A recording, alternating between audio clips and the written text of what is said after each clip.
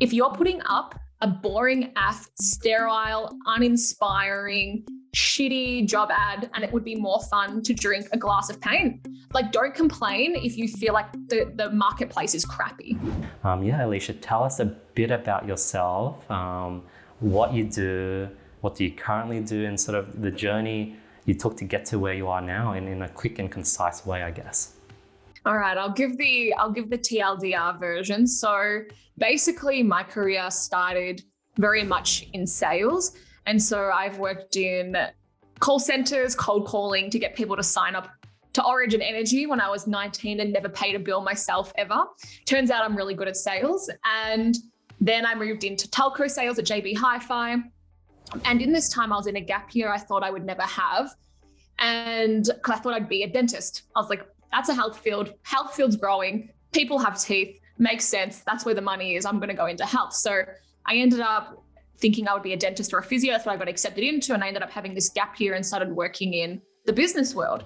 And I just didn't even know that that was an option. Business, like what's that? No one tells you about these interesting little jobs or big jobs that exist in this business world. So then I randomly opened up a La Trobe uni book. I chose a course in marketing and events. I have an event management degree. Lol, like why do I have that? But it cost me a lot of money and now I have it.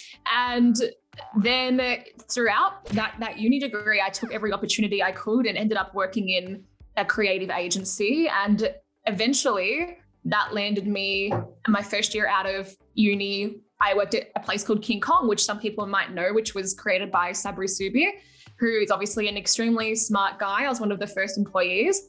And in my time there, I think I came in as like employee number 15. I built an entire department that didn't exist. So we called it the sales funnel and conversion department.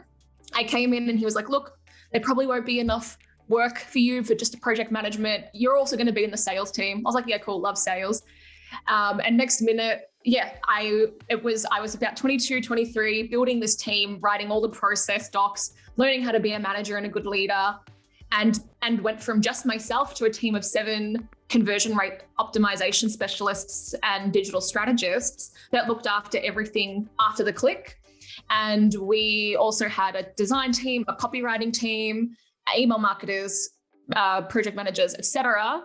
And by the time I left KingKong, I had worked on about 400 projects, 400 different industries, from concrete floor polishing, emergency plumbers, everything in that realm, to home builders, to property investment, all the way to the other end of the spectrum, which was like women's circles, Brazilian butt lifts, porn addiction. So just this huge range of projects that I worked on in my time there, and really honing in on understanding how to do awesome target market research, how to create an offer, and how to match the right message to the right person at the right time.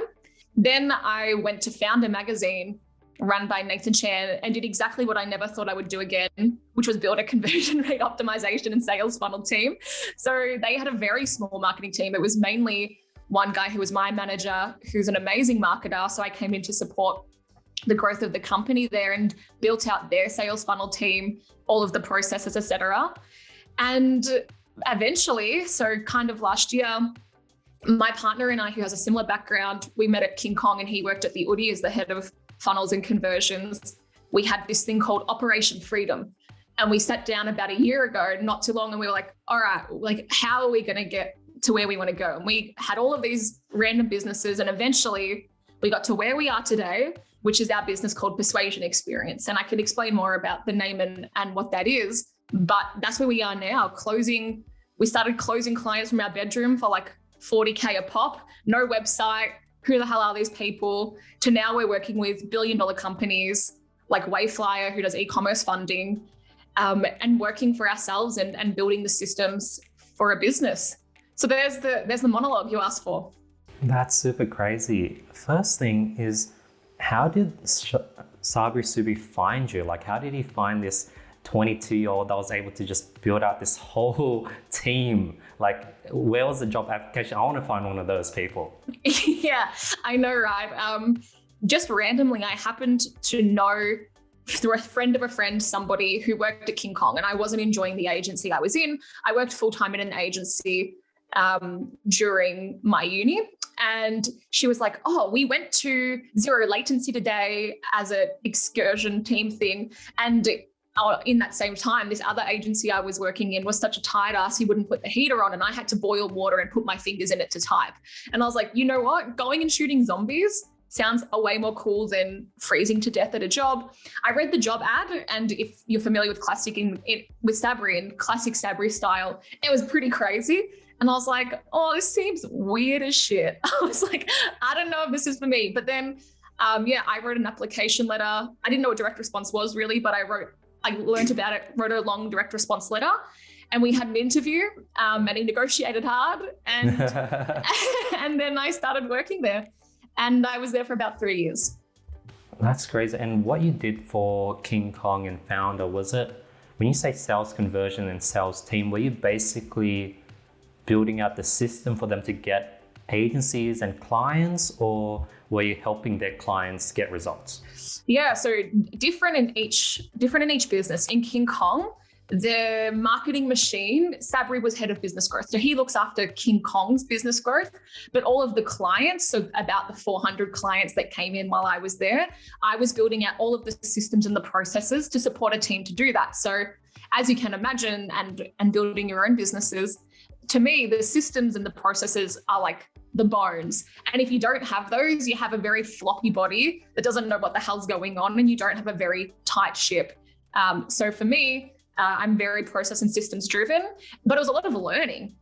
Like when I started there, I didn't know I don't know if many of your listeners know what direct response is, but it's this big, beautiful world, kind of stems from infomercials back in the day. And it's very like, but wait, there's more. And now it's really, really evolved. And what we did at KingKong was figure out how to take that brand tonality and the sales copy, like get someone to take action, and then turn it all into a process so that I only had budget to hire juniors. I could take someone who's never done digital marketing and literally turn them into world-class sales funnel specialists. So anything that happens after the click, that's what my department looked after.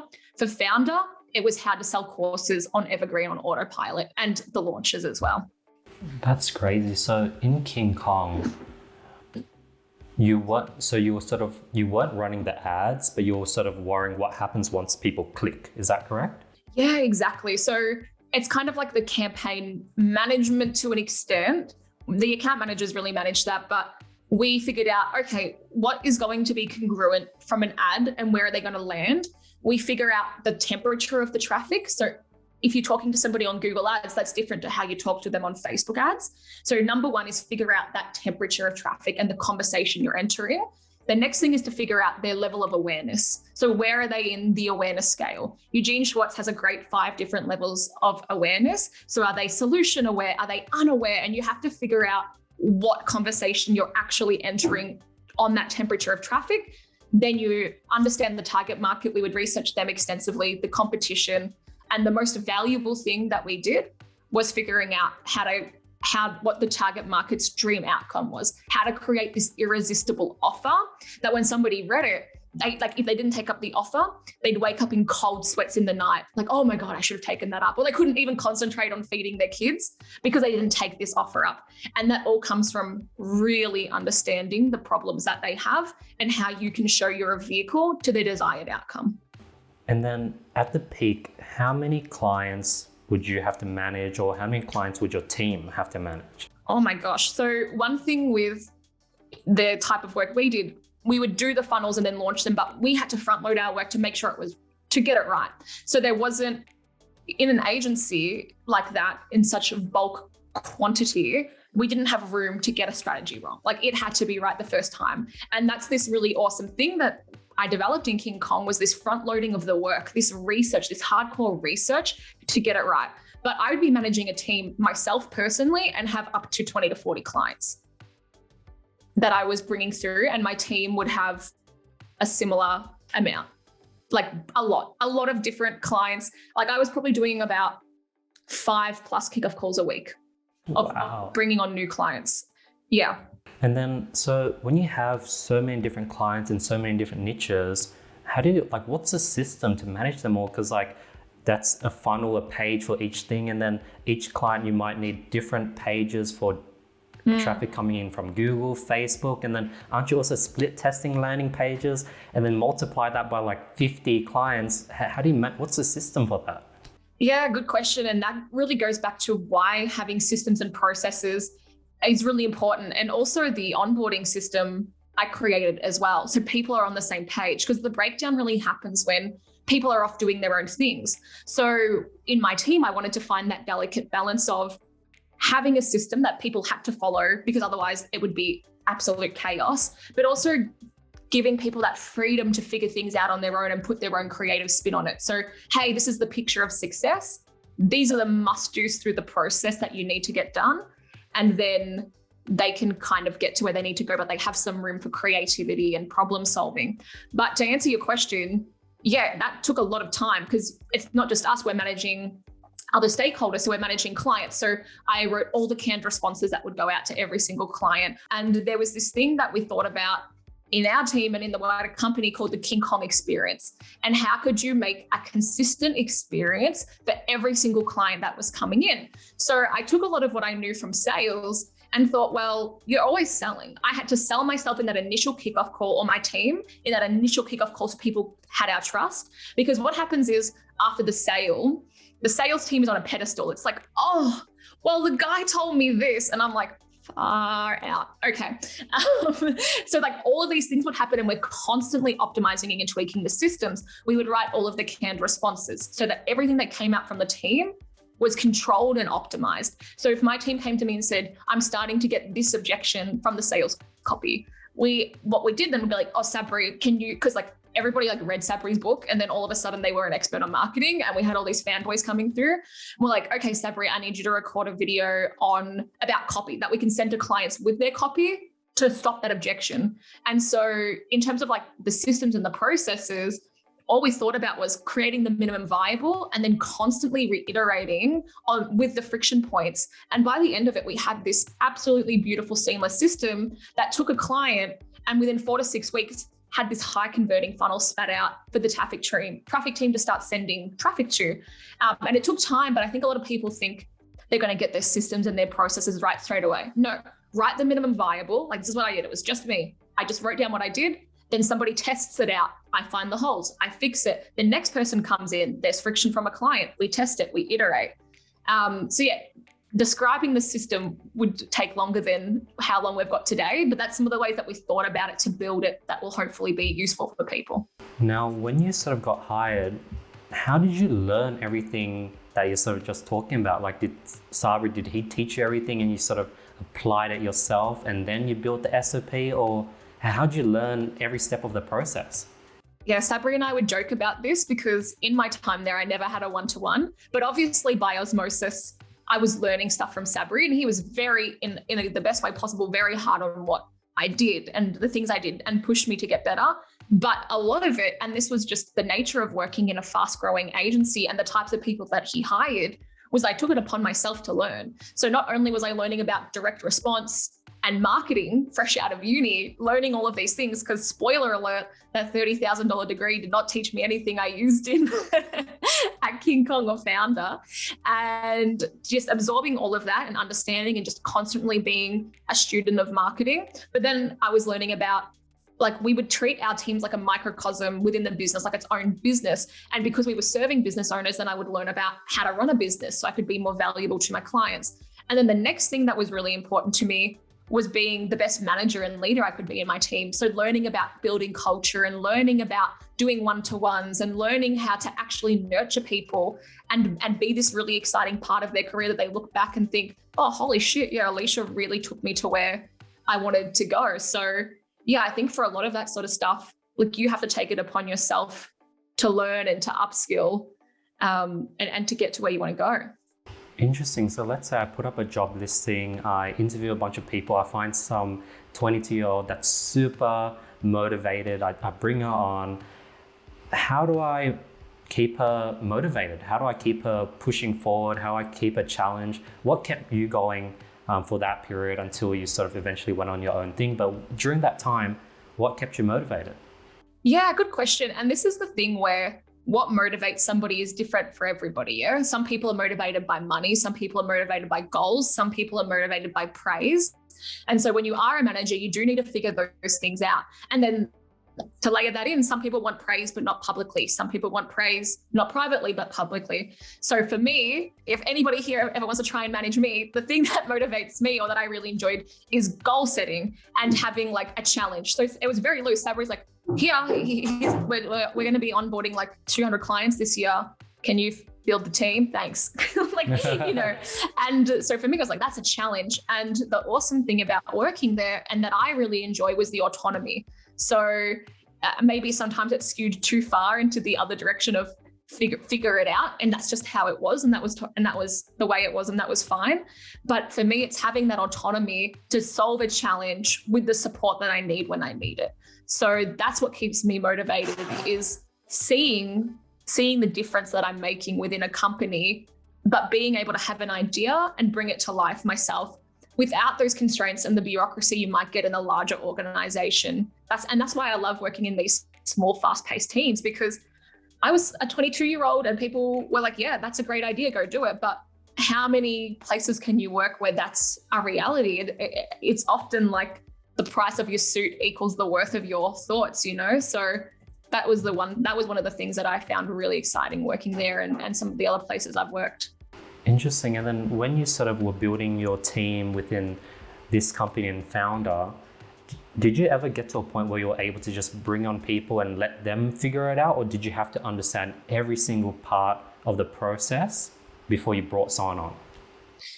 So for the most part, people were doing the job function that I had created, the sales funnel job. But then we started bringing on project managers and we started bringing on copywriters and designers.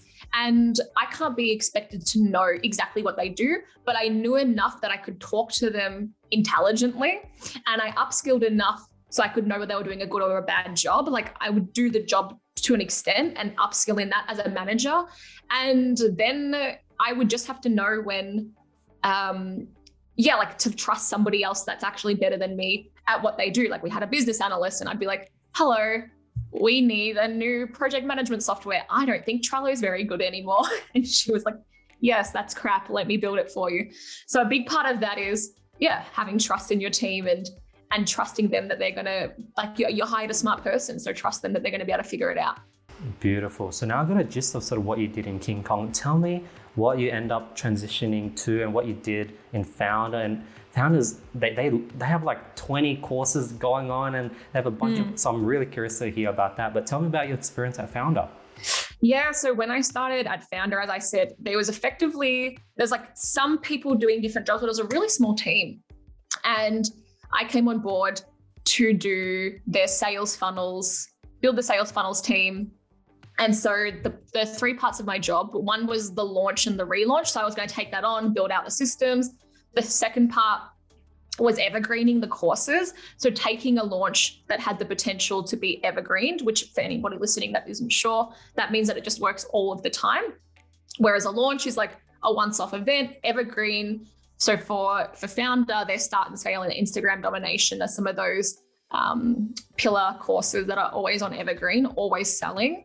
And then it was also finding the best people from around the world and bringing them into the Foundr ecosystem and training them up and getting those processes and systems done there. So that's sort of the high level, but at Foundr was everything from the target market research and the validation, the proof of concept before we launched a product, all the way down to the other end of the process, which was the split testing and the optimization of courses on evergreen. Wow. So what was your position coming in? What was your role, or what did Nathan bring you in to help with? Was it just building that whole section? Well, funnily enough, I was actually just brought in to do evergreen. And then and that was it. And then I got in and I was like, there's a bigger problem than this. Like, I think, this is what we really need in Foundr. So then the job expanded to be like in this department, which just, again, didn't exist. Launches, relaunches, evergreen, and the split testing as well. So effectively, my role transformed extremely quickly to encompass all of those things and actually build out the people power that is going to support Foundr's really, really hefty growth goals that they want to hit throughout the next few years. That's crazy. And with the company, evergreen versus big launches versus relaunches, what's the main thing that you guys focus on in Foundr? What's the biggest section out of those three? Yeah, so it's kind of like a flywheel, yeah? We need to find awesome new courses that can be on evergreen. And by doing that, we constantly have our evergreen machine working. So if you're familiar with Jim Collins' flywheel, it's like, you say like, if we do this, then we can't help but do this, then we can't help but do this. So in terms of like, what did we focus on? Well, it's always like that 80-20 rule. The main revenue source was evergreen. And so launches and relaunches were a nice little bump in revenue, and that's awesome, and we could make a lot of money. But really we had to think of launches and relaunches as a vehicle to improve evergreen. So when you're finding a new product, you need to think about it as, can you evergreen this product? And the business changes a little bit. Like sometimes you just want to build the course library out, but you want to make sure that coming through that course pipeline is something that is hopefully going to be evergreenable. And I say hopefully because there's no guarantees in marketing. So you might think you've got a shit hot course that's a no-brainer, and you try and scale it on evergreen and it just doesn't work. That's the reality of it. That just sometimes happens. Like you miss the mark in the positioning, or you miss the mark in the instructor, or whatever it is. But really, evergreen was the main focus. And then you use a launch and especially a relaunch is to optimize your understanding of the target market and to test out new messages and get new learnings. You can move to evergreen because that's where you're going to make all of the money. I love how technical we're getting. And with evergreen, do automated webinars still work? Is that still the main thing? Or has it moved to VSL and building out a sales team? Do automated webinars work? Of course. Yeah, of course they do. And this is the thing, most people are just shit at webinars. and if you want to get good, for anyone that wants to get good, go study Jason Fladderlin. That's who Mind Valley studied. That's who Foundr studied. That's who I study. He has a book called One to Many. He has a course called Genius Webinars that he did with the I Love Marketing dudes. And you can still sell. Jason Fladlin recently made $56 million on a webinar. It's there. People don't put the time in to learn the skill, and they just see other people doing it and think it's easy. And then when it doesn't work, they're like, oh, this doesn't work. No, there's strategy and there's implementation. I say this on my sales calls, I'll give people the sales funnel map. I will build them out their map because I know that the magic is in the implementation of each of the individual assets. So to answer your question, does it work? Which one is which? Yeah, they both work. It's not about whether they work. It's about whether you can implement them correctly. You've got the correct pricing strategy. You hit the correct objections. You have the right paradigm shift within the webinar. People aren't going to that level. They just get on there and they talk, and then they get all frustrated when their webinar doesn't work. Got it. And then bringing it back to what you said earlier, how you would launch many different sort of courses and some may become evergreen and some won't. What's the difference? And the ones that don't become evergreen, can you tweak things? Can you tweak the webinar? Can you tweak the offer to force it to work, or will it just not work? Yeah, good question. And we did internally this really big thing that we called a mega post-mortem, because I'd never heard of a post-mortem. We called them retros or something, but in Foundr they were called a post-mortem. So dissected the course. Coming into it, we usually knew, because of the agreement with the instructor, whether they were going to be evergreenable or not, because it comes down to the price point and it's about economics. So one of the things that people just get wrong when they're trying to launch info products is they don't know their economics, but we did. So if we were doing a smaller course, say with Joe DeCina, who created that Spartan race, we did this awesome one on mindset with him, but that was always just going to be one for the course library because we had a very small deal with him. It was a smaller course and we sold it at $197 or $297. That's way harder for us to optimize and to grow. The second part of your question, can you go back and fix it? Well, hypothetically, but it's a lot easier to get it right the first time. And if people just front loaded their work and we can go through the types of things that people get wrong and why their courses don't work or their info products don't work. But at the core of it, a lot of people don't front load their work. And so they quickly launch something, which is fine, minimum viable. But there's a few key things that they don't do which means that they just have this big turd heap of a product that nobody wants and they can't sell and they don't know why. Got it. So let's say you front loaded 5 different courses, obviously not at the same time, and then you sort of release it to market. Yeah. Is it sort of just like fingers crossed, one might have a 5x ROAS, one might have 1.5, one might have 3, and sort of off it goes? Is that sort of how it works?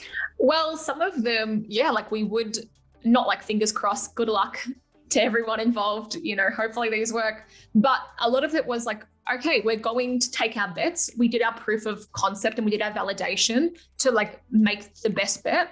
At the end of the day, when you're doing the product validation and proving your concept, it doesn't matter what people say. It doesn't matter what your cheerleaders say. People vote with their wallet. So we were pre-selling these courses to make sure that people were paying and voting with their wallet to really have an idea and to try and take some of that risk out. But there's always a risk. So yeah, we would aim to launch like X amount a year with the understanding that probably 1, maybe 2 would become our next flagship course, because not everything's going to be able to be a home run. You've got it right straight away. Perfect job. That was the understanding. We would probably take six big bets in amongst all of the different courses we were doing in our course portfolio, and 1 to 2 would like come out the winner of the Hunger Games, kind of like Hunger Games in the courses, on ads as well. And I think one really important thing that I want to get into is tell me about the proof of concept and validation. I think that's super crucial, right? Exactly. And this is something that we're doing in Persuasion Experience right now, because we have all of these different ideas. Like we've got ideas of who we can help and what we can do, but it depends like where you are in your business. But you have all these ideas, you can run them through a PI framework, a prioritization framework. But at the end of the day, you need to get signals from the market that people are willing to pay. So Alex Hormozy has this great thing when it comes to target markets, which is like the pain. Is it a painkiller or is it a vitamin? Like, do they have this crazy amount of pain? So that's one of the things that we look for in this proof of concept. For example, Joe DeCina's mindset course is more of a vitamin. It was a really cool course and it was about mindset, but it's not a burning pain. Whereas the Nick Shackelford course that I worked with Nick on was about Facebook ads and how the hell to get a scalable, predictable revenue from Facebook. That's a burning problem. People have an over-reliance. So tick, we knew Facebook ads was going to be able to be evergreened. Next, it is the total addressable market. Is that growing or is that shrinking? That's the next thing to look at. Then you need to look at, do they have money to purchase? So for example, when we're in Persuasion Experience, we have this awesome idea where we want to do this system called Operation Freedom, which is the exact system my partner Matt and I used to get out of our full-time jobs. But we're thinking right now, okay, cool, but do those people have the money to pay for the course? Or do we need to go with our marketing academy? And the other idea is to like do training for internal traffic agencies who need to learn about conversion rate optimization. So these are like the kinds of things that you need to think about. And then the next thing you can do is kind of launch these beta groups. So the next step that we have taken is taking on beta one-to-one groups to figure out what we want to do. So we've taken on some coaching, we've taken on some clients like in these one-to-one capacities. 1, so we can get paid to like flesh out the product. And 2, so we can actually know whether it works. So for example, right now we're finding that we're doing these done with yous with clients, but clients don't have time.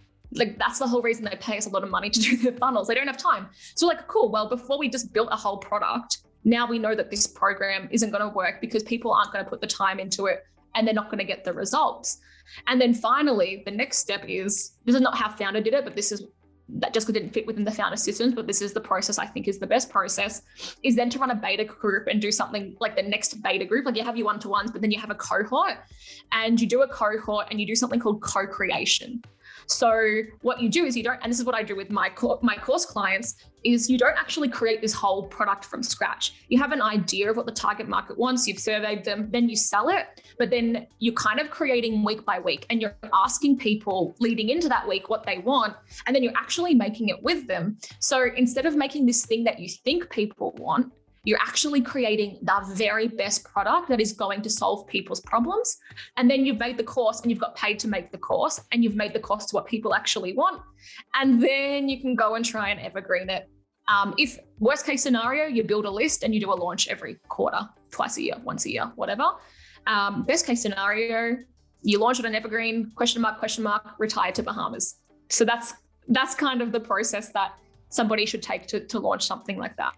Yeah, I think that really reminds me of how I sort of launched my program. Like I literally just did one-on-one, recorded every single call, put it into a Google Drive, have new students watch the Google Drive, then they'll be asking me questions that are not in the Google Drive. I'll answer those and throw that back into the Google Drive. Organize the Google Drive every 6 months because now it's getting crowded, put it into weeks, put it into sections, and eventually you have something that's so in depth. And then now I think I have to concise it and make it less intimidating. But I think, that really, really makes sense that you move from doing one-on-one to sort of group, then just selling a course. Yeah. That's super cool. How are you currently attracting people? Like you're doing super well on LinkedIn. Like tell us about LinkedIn. Is that where you're sort of getting all your clients? How's that process and journey been? Yeah, so a lot of clients are through word of mouth, like LinkedIn. So I did a course by Justin Welsh, which is called the LinkedIn operating system or something, super affordable, super smart dude. And it tells you how to build your own personal brand. So one of my own goals this year is to build my own personal brand, as well as building the business and getting the business out of obscurity. So the main ways that we do that, again, it's the flywheel. Bring in a client, give them the best service. If you give them the best results and the best service, then they can't help but tell people about it. Another thing that we've been thinking about in our business is this thing, it's a concept I heard on a podcast, and then I bought the book on the Entrepreneurs on Fire called Talk Triggers. So thinking about all of these talk triggers you can create in your business to differentiate you from other people. So that's we're kind of building the business to do that.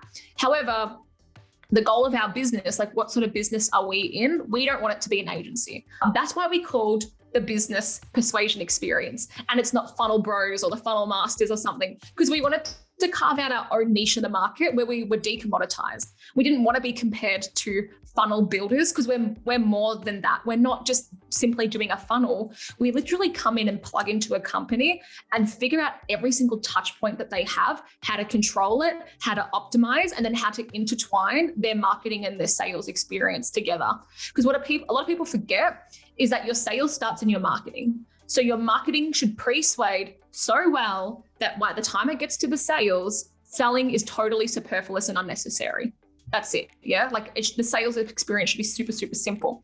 So for us, we don't want to build an agency. We are optimizing our lives towards our why. Our North Star is freedom. So we're not going to be building an agency. The kind of business we're actually in is we want to be in a product business. So our goal is to work with very, very big clients and then have them on retainer and then build them out. But coming back to your question, and probably what people can take away is, how do we find our clients? One, LinkedIn. We don't need lots. We don't need to have a big machine. And we have a very, very strong vetting process for who we take on board. We knock back a lot of people. And then number two is strategic partnerships. We think about who has our target market engaged before and after they would use our product. And for us, a lot of that is partnering with traffic-only agencies. So these traffic-only agencies have a problem. They can do traffic, but what the hell is the point of sending traffic to something that doesn't convert? That's just murdering your money. Now, their problem is if they don't fix that for their client, that client's going to go and look for a full service agency. So what we're doing is plugging in and partnering with who we consider very reputable and awesome traffic companies, because there's a lot that are just not. And then they feed us the clients, even in their onboarding, we're figuring out how to plug into their onboarding process so that we have this machine where the client acquisition for us is $0, but that just comes to us and they're pre-framed. I had a sales call yesterday and they were already sold because they're being told that we're the best in the biz, the only people that do this. Because that's the best kind of referral you can get. The best kind of lead you can get is a referral. So to answer your question, we are getting them through LinkedIn, but we're mainly getting them through strategic partnerships like that. And we don't actually want to build a huge agency. So we're not looking to scale that machine. Our next thing is what we were talking about earlier, is figuring out what product on autopilot so we can keep our team very lean, because it doesn't matter how much money you make. It matters how you make it and how much you keep. So if we're making heaps of money, but we're stuck doing work all the time, which is what we are right now because we're building the systems, that's not optimizing for our North Star. That's not optimizing for freedom. If we are building something, but we have all of these overheads and the revenue's sick, but the profit's shit, well, then who cares? Because we're not keeping any of it. So we're optimizing to have a very lean team and a very scalable system, not so much in the service-based. Yeah, and talking about that exact topic, do you have like a gist of what you're sort of pushing towards? Because as you said, like right now, everyone wants done for you because everyone's busy, but the done for you requires like a lot of team members. Or have you found a way to automate done for you? Or do you eventually want to go down to something that's more digital, create an info product that is more scalable? What do you think your sort of final product is? Yeah, so we'll have 3 streams of income by the end of the year. One will be our high ticket clients, and the minimum to work with us will be 30 to 40K. It already is. And then some of those clients turn into retainer, which is kind of like, we call it a marketing manager for hire package, where it's like they might have a team of implementers, but they don't have a team of strategists. And that's like the big hole here. What's the point of having all of these people who can implement if there's nobody helping to show them where to go and what to do? So we can come in with that. The second stream of revenue will be from a product. And that's what we're trying to figure out right now through this proof of concept and validation. I'm not short of ideas, but ideas are useless without taking action and actually figuring them out. So right now we're doing that exact process to figure out what kind of product we want to sell. And our third revenue stream will be through affiliates and partnerships, both through our service-based business where we're referring on to traffic partners or whatever, and through our products through affiliate links. And they will be our 3 streams of revenue. That's amazing. I love how you're really sort of focused on product and sort of customer experience, really giving the customer as much value as possible. What's your advice on creating the best product that really gives the customer a great experience, especially in this world where you don't actually have a physical product that you can tweak and make better? It's more of like a service/course. How do you give your customer the best product and experience possible so that word of mouth just kicks in and you don't have to advertise? Yeah, that's a really good question. And that's where I just often think how would I want to be treated? And so when I started working in KingKong, I thought, man, I bet all of these people hate meetings, and I bet talk to a lot of really boring people. So I always thought, well, people never even remember what you say, they remember how you make them feel. And I always thought the main thing when I have a call with somebody is I want them to come off excited and energized, and so I think about that as for my own values. And what I do is how do I want to make people feel? Positive, problem solver, energetic, fun, those sorts of things. So just think about the little interactions you have. It doesn't have to be anything grand, although we are figuring out some pretty cool gifts to be sending out new clients, but that's the next level. Yeah. For now, we're just how do we just give them a good freaking experience? One thing that shits me is when I don't know what's going on. So at the start of every week, I send every single client a whip email to let them know what's going on. And then after every meeting that I have with them, I'll send them an email, or if we're on Slack, I'll recap the meeting and very clearly tell them their action items. My goal, and this should be your goal, because I charge everyone's listening, because I charge a premium amount, is that I make their life as easy as possible. That is what I'm optimizing for in the customer service. So if I'm oh, wow, that must be annoying for our clients, I'll create a template or something, or a training video, whatever it is, to help make their lives easier. And that's what I'm always optimizing for. So I think about their experience working with me. Is it hard, annoying, lame, and frustrating? Half. Or is it easy, lucrative, and fun? Alf. It's always going to be alf. And then I think, okay, every single interaction they have with me, they're judging me. Whether they want to or not, that is what it is.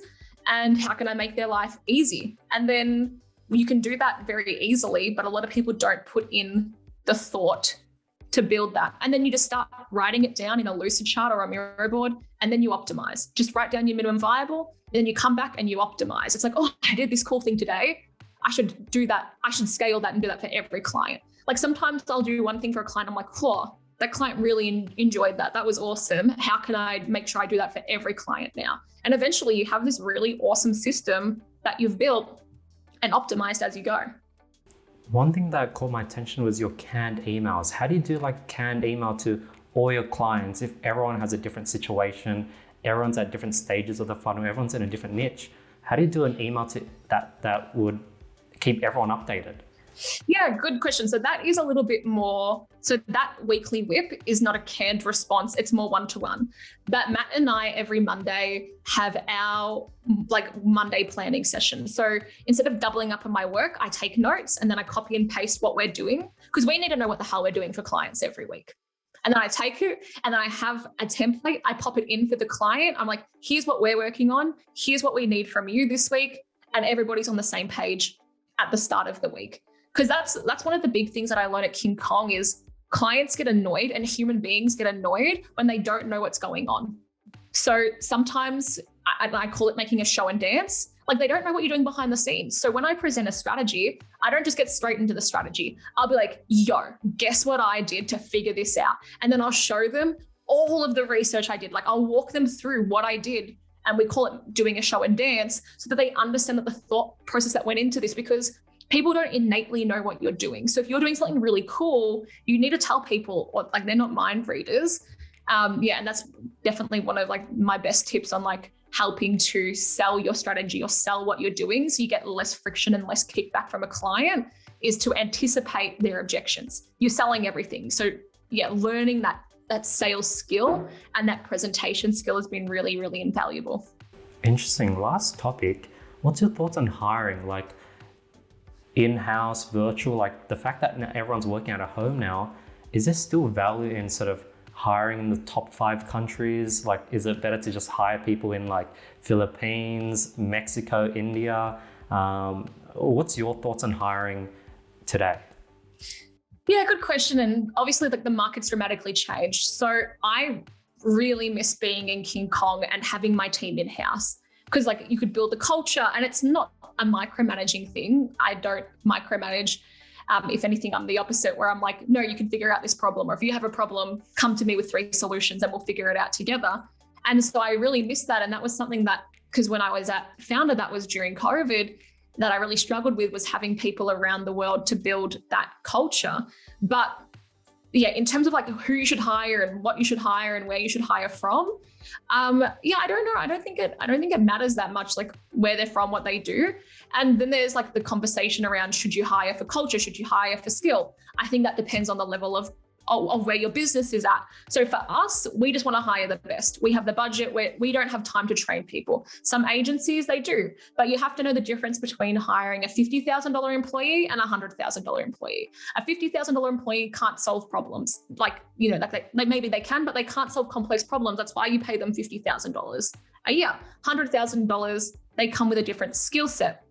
But my top tips or my top grievances for hiring and things that I've learned is this. Number 1 is the job ad. If you're putting up a boring, sterile, uninspiring, shitty job ad, and it would be more fun to drink a glass of paint, like don't complain if you feel like the marketplace is crappy. You know, don't be like, oh, there's only crap applicants out there. No, you've put up a shit job post, and you have to think about marketing and sales in everything you do. And if you're not putting out an irresistible offer to the market, you're not going to bring back the best people. Garbage in, garbage out, half-assed job ad, half-assed job applications, and the types of people that want to find and want to work for you. So number 1 is craft an exciting job ad. Do a Loom video. I don't know, do something that makes you stand out.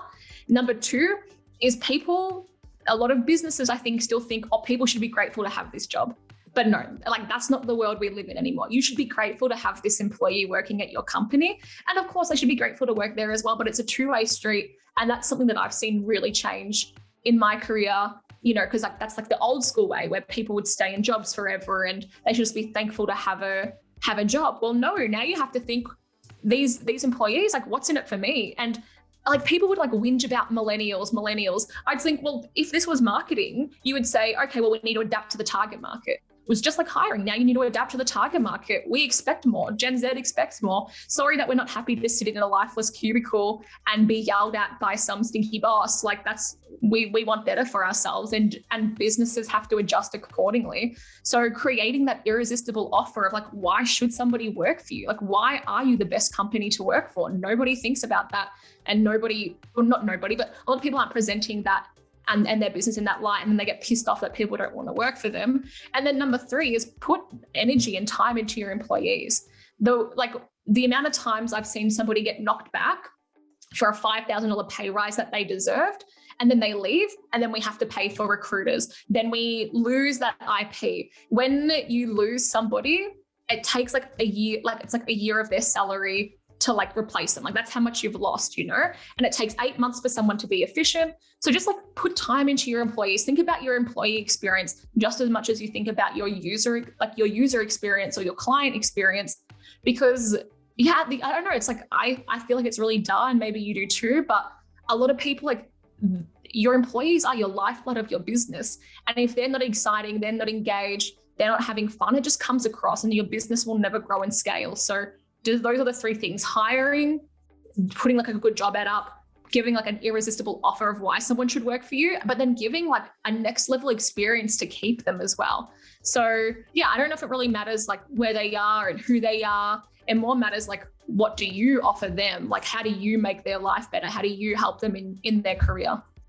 Amazing. And then on the topic of, you know, keeping your team lean and sort of pushing towards freedom, this year I've been sort of going through like a dilemma where, and I'd love to get your thoughts on it, where do you want to eventually run a bunch of paid ads and then grow out your sort of company and have a product that you can just sell to a lot of people?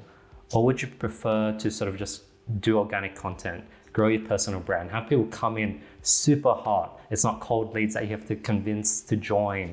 And then sort of just focus on the product and just have word of mouth kick off. But it's just going to be much more slower, but it's going to be much more easier. Which route do you feel like you want to sort of push towards?